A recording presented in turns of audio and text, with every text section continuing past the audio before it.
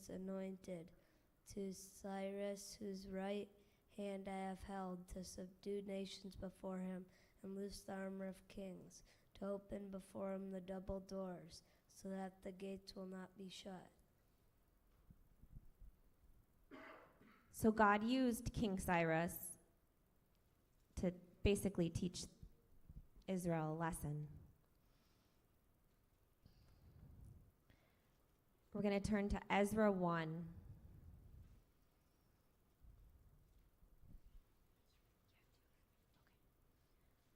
Okay, Ezra 1.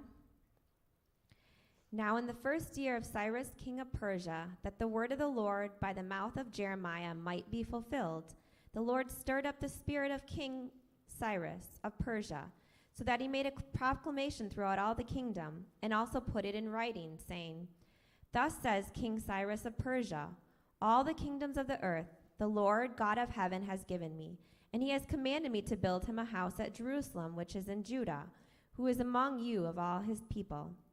May his God be with him, and let him go up to Jerusalem, which is in Judah, and build the house of the Lord, of God of Israel.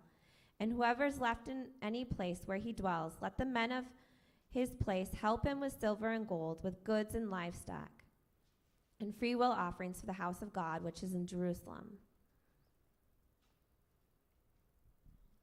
So the people of Israel, they were in exile for a period of time, but then they were able to go back and rebuild the temple.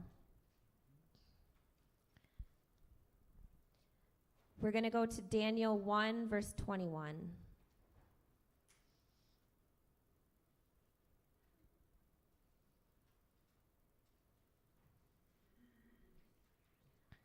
Thus Daniel continued until the first year of King Cyrus.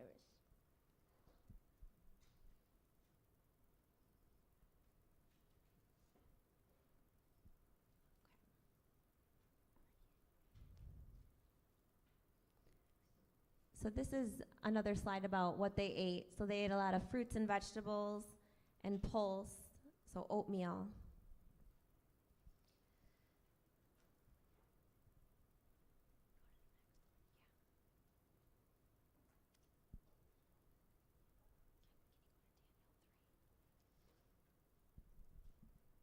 Okay, so we're going to go back to Daniel 3 about how hot this fire actually was.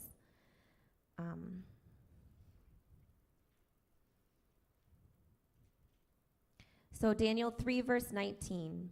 Then Nebuchadnezzar was full of fury, and the expression of his face changed toward Shadrach, Meshach, and Abednego. He spoke and commanded that they heat up the furnace 7 times more than it was usually heated. So how hot is 7 times? The white hot fire would at times get so intense the brick lining of the furnace would melt and run like molasses. This takes a temperature of about 3,000 degrees, or 10 times as hot as a baking oven.